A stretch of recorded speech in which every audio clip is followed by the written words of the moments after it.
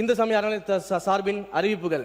இந்த ஆண்டு 1000 ஆண்டுகளுக்கு முற்பட்ட சுமார் 64 திருக்கோயில்களுக்கு 125 கோடி ரூபாய் மதிப்பீட்டில் புனரமைப்பு செய்து திருப்பணிகள் மேற்கொள்ளப்படும். சிதிலமடைந்த திருக்கோயில்கள் 150 திருக்கோயில்கள் தேர்வு செய்யப்பட்டு ரூபாய் 85 கோடி மதிப்பீட்டில் திருப்பணிகள் செய்யப்படும். 162 திருக்கோயில்களில் தேவைப்படும் பொதுவான திருப்பணிகள் அனைத்தும் ரூபாய் 50 கோடி மதிப்பீட்டில் செய்யப்படும். அதே போல மண்டபங்கள், சுற்று மண்டபம், வசந்த மண்டபம், மகா மண்டபம் மற்றும் இலைப்பாறும் மண்டபம் போன்றவைகளுக்காக மருதமலை, சமயபுரம், குன்றத்தூர் போன்ற 13 திருக்கோயில்களில் சுமார் 21 கோடியே 37 லட்சம் ரூபாயில் மண்டபங்கள், இந்த மேற்கண்ட மண்டபங்கள் அனைத்தும் கட்டித்தரப்படும். குச்சனூர் அருள்மிகு சுயம்பு சனீஸ்வர பகவான் திருக்கோயில் உட்பட 8 திருக்கோயில்களுக்கு சுமார் 22.5 கோடி மதிப்பீட்டில் ராஜகோபுரம் கட்டித்தருவதற்காக இந்த ஆண்டு அறிவிப்பு வெளியிடப்பட்டிருக்கிறது. சென்னை கொளத்தூர் அருள்மிகு சோமநாத சுவாமி திருக்கோயில், வேளச்சேரி அருள்மிகு தண்டீஸ்வரர் திருக்கோயில், நுங்கம்பாக்கம் அருள்மிகு பிரசன்ன வெங்கடேஸ்வர பெருமாள் திருக்கோயில் உட்பட சுமார் 2 கோடி மதிப்பீட்டில் 3 புதிய மரத்தேர் இந்த ஆண்டு செய்து தருவதற்காக அறிவிப்புகள் நாங்கள் வெளியிட்டு இருக்கிறோம். திருவரங்கம் அருள்மிகு அரங்கநாத சுவாமி திருக்கோயில், திருவெற்றூர் அருள்மிகு தியாகராஜ சுவாமி திருக்கோயில், மதுரை தெப்பக்குளம் அருள்மிகு மாரியம்மன் திருக்கோயில் உட்பட 105 திருக்கோயில்களில் திருக்குல பணிக்காக இந்த ஆண்டு 45 கோடி ரூபாய் ஒதுக்கீடு செய்யப்படுகிறது. சமயபுரம் அருள்மிகு மாரியம்மன் திருக்கோயில் உட்பட 3 திருக்கோயில்களில் 11 கோடி மதிப்பீட்டில் பக்தர்களுக்கான தங்கும் விடுதி இந்த ஆண்டு கட்டப்படும்.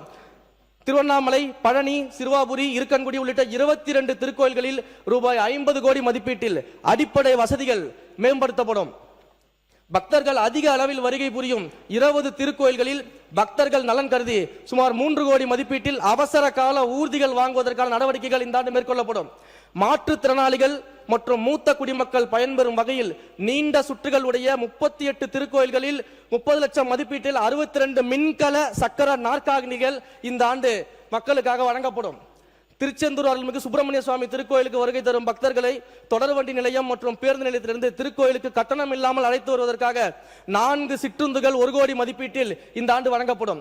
திருநெல்வேலி மாவட்டம் காரையார் அருள்மிகு சொரிமுத்தையனார் திருக்கோயிலில் வருகை தரும் பக்தர்களுக்கு மலைக்கு கட்டணம் இல்லாமல் சென்று வருவதற்காக 2 பேருந்துகள் சுமார் 1 கோடி மதிப்பீட்டில் இந்த ஆண்டு வழங்கப்படும். 16 திருக்கோயில்களில் ரூபாய் 10.25 கோடி மதிப்பீட்டில் புதிய அன்னதான கூடங்கள் இந்த ஆண்டு ஏற்படுத்தப்படும். அன்னதான திட்டத்தின் கீழ் 10 திருக்கோயில்களில் நாள்தோறும் பயனடையும் பக்தர்களின் எண்ணிக்கையை இந்த ஆண்டு அதிகப்படுத்தி விரிவாக்கம் செய்திருக்கிறோம்.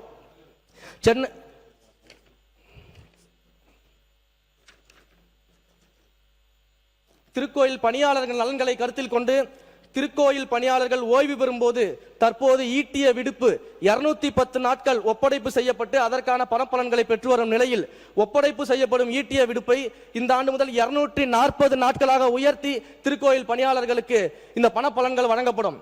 திருக்கோயில் பணியாளர்களுக்கு தற்போது அனுமதிக்கப்பட்டுள்ள மகப்பேறு விடுப்பு 9 மாதங்களாக இருந்த நிலையில் அதனை 12 மாதங்களாக உயர்வு செய்யப்படும்.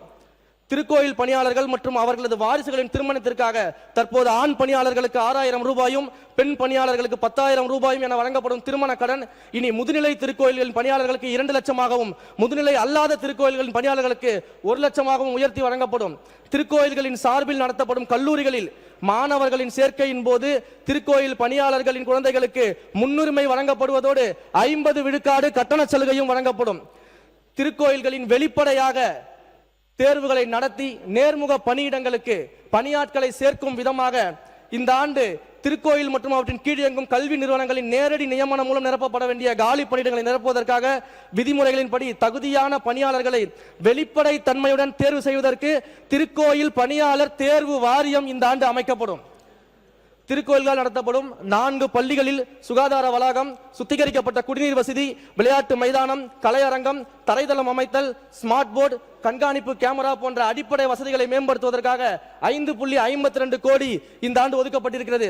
நாமக்கல் மாவட்டம் திருச்செங்கோடு அருள்மிகு அர்த்தநாரீஸ்வரர் திருக்கோயிலில் கலை மற்றும் அறிவியல் கல்லூரி தற்போது வாடகை கட்டடத்தில் இயங்கி வருவதால் ரூபாய் 15 கோடி மதிப்பீட்டில் நிரந்தர கட்டடம் கட்ட நடவடிக்கை எடுக்கப்படும்.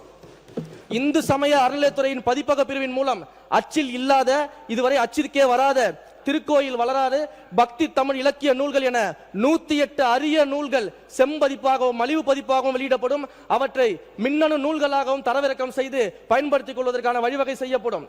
முதுநிலை திருக்கோயில்களின் தல வரலாறு இத்துறையால் தமிழில் வெளியிடப்பட்ட நிலையில் வெளிமாநிலங்களும் மற்றும் வெளிநாட்டு பக்தர்களும் எளிதும் அறிந்து கொள்ளும் வகையில் ஆங்கிலத்திலும் மொழிபெயர்ப்பு செய்து வெளியிடப்படும். திருக்கோயில் வரலாற்று விளக்க அரங்கம். முக்கிய திருக்கோயில்களில் திருத்தல வரலாறு, பெருமைகள், வழிபாடு, சிற்பங்கள், ஓவியங்கள், கட்டிடக்கலை, மன்னர்களால் மேற்கொள்ளப்பட்ட திருப்பணிகள் மற்றும் அத்திருத்தங்களுடன் தொடர்புடைய பக்தி இலக்கியங்கள் ஆகியவற்றை பக்தர்களுக்கும் இளம் தலைமுறையினருக்கும் அடுத்த தலைமுறையும் அறிந்து கொள்ளும் வகையில் மேற்கண்ட சிறப்புகளை படக்காட்சிகளாகவும் ஆங்கிலம் மற்றும் தமிழ் மொழிகளில் குரல் வழி விளக்கங்களாகவும் அறிந்து கொள்ளும் வகையில் மெய்நிகர் காட்சி தொழில்நுட்பம் விர்ச்சுவல் ரியாலிட்டி அடிப்படையிலான திருக்கோயில் வரலாற்று விளக்க அரங்கங்கள் உருவாக்கப்படும். திருக்கோயில் மற்றும் திருமணங்களுக்கு சொந்தமான யானைகள் புத்துணர்வு பெறும் வகையில் யானைகள் நலவாழ்வு முகாம் தேக்கம்பட்டி பவானி ஆற்றம்படுகையில் மீண்டும் நடத்தப்படும். இம்முகாமிற்காக 3 கோடி நிதி ஒதுக்கப்பட்டிருக்கிறது. பள்ளி குழந்தைகளின் பசிப்பினியை போக்கிய பெருந்தலைவர் காமராஜர் அவர்களின் பிறந்த நாளான ஜூலை 15ஆம் நாள் ஆண்டுதோறும் முக்கிய திருக்கோயில்களில் சிறப்பு வழிபாடு நடத்தப்பட்டு பொது விருந்து அளிக்கப்படும் என்பதை இந்த நேரத்தில் மகிழ்ச்சியோடு தெரிவித்துக் கொள்கிறோம்.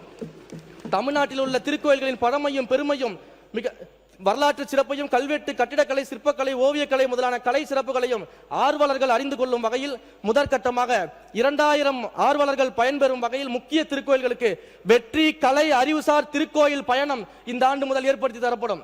தமிழ்நாட்டில் உள்ள முக்கிய திருக்கோயில்களில் சுவாமி தரிசனம் செய்வதற்கு இவ்வாண்டு மொத்தம் 10,000 மூத்த குடிமக்கள் பயன்பெறும் வகையில் மண்டல இணை ஆணையர் அலுவலகம் வாரியாக அந்தந்த பகுதியில் உள்ள முக்கிய திருக்கோயில்களுக்கு ஒரு நாள் ஆன்மீக பயணம் ஏற்பாடு செய்யப்படும்.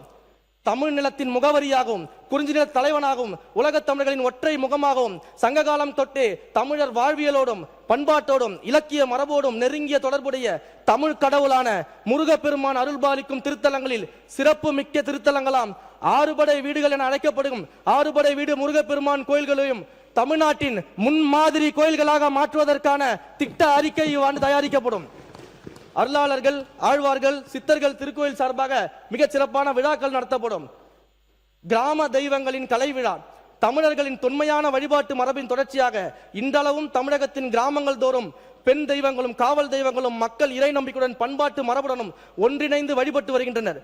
கொற்றவை, கன்னிமார்கள், காளியம்மன், அங்காளம்மன், மாரியம்மன், எல்லையம்மன் போன்ற பெண் தெய்வங்களும் ஐயனார், கருப்பசாமி, வீரபத்ரன், சுடலைமாறன், முனீஸ்வரன் போன்ற ஆண் தெய்வங்களும் இவர்களின் இந்த ஆன்மீக தெய்வங்களை பற்றிய கலை மற்றும் பண்பாட்டு நிகழ்வுகளை மக்களுக்கு கொண்டு போய் சேர்க்கும் விதமாக இத்தொன்மையான கிராமிய வழிபாட்டு மரபுகளையும் கலை பண்பாட்டையும் போற்றி பாதுகாக்கும் வகையிலும் ஆண்டுதோறும் அனைத்து மண்டலங்களிலும் ஒரு கிராம தெய்வ திருக்கோயிலை மையமாக கொண்டு கிராம தெய்வங்களின் பெருமையையும் வழிபாட்டு முறைகளையும் உணர்த்தும் வகையில் கிராமப்புற கலை நிகழ்ச்சிகள், கூத்துக்கலைகள் மற்றும் நாடகங்கள் உள்ளிட்ட கலை நிகழ்ச்சிகளுடன் கிராம தெய்வ கலை விழா ஆண்டுதோறும் நடத்தப்படும்.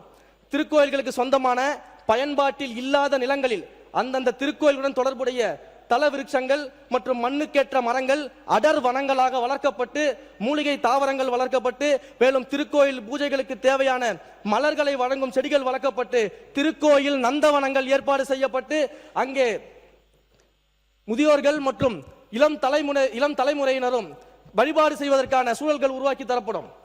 திருக்கோயில் பிரசாத கடைகளில் பக்தர்களுக்கு வழங்கப்படும் பிரசாதங்கள் பொது ஏலம் மற்றும் தனியார்களால் நடத்தப்பட்டு வந்ததை திருக்கோயில் வெளியே தயாரிக்கப்படுவதை தவிர்த்து திருக்கோயில்களுக்கு வருகை தரும் பக்தர்களுக்கு தரமான பிரசாதம் வழங்கும் வகையும் சரியான விலையில் வழங்கும் வகையிலும் அந்தந்த திருக்கோயில் வளாகத்திலேயே திருக்கோயில் நிர்வாகத்தின் மூலம் நேரடியாக பிரசாதம் தயார் செய்து வழங்க நடவடிக்கை எடுக்கப்பட்டு முதற்கட்டமாக 15 முதுநிலை திருக்கோயில்களில் இத்திட்டம் விரிவுபடுத்தப்பட்டிருக்கிறது. இதே போன்று இதர முதுநிலை திருக்கோயில்களிலும் இதே நடைமுறையில் திருக்கோயில் நிர்வாகத்தின் மூலம் நேரடியாக பிரசாதம் தயார் செய்து வழங்குவதற்கான நடவடிக்கை எடுக்கப்படும் என்பதை இந்த அவையின் வாயிலாக அறிவிப்பாக வெளியிட்டுக் கொள்கிறேன். சிறப்பு திட்ட செயலாக்கத்துறை சார்பாக அறிவிப்பு. சிறப்பு திட்ட செயலாக்கத்துறை அறிவிப்பு. தலைப்பு மட்டும் படிச்சிடலாம். சிறப்பு திட்ட செயலாக்கத்துறையின் சார்பில் வெற்றி திறன் பயிற்சி திட்டத்தின் கீழ் சர்வதேச அங்கீகாரம் பெற்ற சான்றிதழ்களுடன் கூடிய பாதுகாப்பு திறனாளர்களை உருவாக்கும் பயிற்சி வழங்கப்படும். வெற்றி திறன் பயிற்சி திட்டத்தின் கீழ் உயர் மதிப்பெண்கள் எடுத்து தேர்ச்சி பெற்று வரும் மாணவர்களுக்கு project management professional, tunnel construction technology, industrial robotics உள்ளிட்ட தொழில்துறை சார்ந்த உலகளாவிய சான்றிதழ் பயிற்சிகள் வழங்கப்படும். வெற்றி திறன் பயிற்சி திட்டத்தின் கீழ் கல்லூரி மாணவர்களுக்கான இந்திய தொழில்நுட்ப கழகம் IIT மெட்ராஸ் மூலமாக சிறப்பு திறன் பயிற்சிகள் வழங்கப்படும். வெற்றி திறன் பயிற்சி திட்டத்தின் கீழ் பொருளாதாரத்தில் பின்தங்கிய குடும்பங்களை சேர்ந்த வேலை வாய்ப்பில்லாத ஐடி பட்டதாரிகளுக்கு சர்வதேச சான்றிதழ் பயிற்சியின் மூலம் உள்நாட்டு மற்றும் வெளிநாடுகளில் வேலை வாய்ப்புகள் பெறுவதற்கான திட்டம் உருவாக்கப்படும் என்பதை மாண்புமிகு முதலமைச்சர் அவர்கள் என்னுடைய அறிவுறுத்தலின் பேரில் இந்த அவையில் பதிவு செய்து கொள்கிறேன்.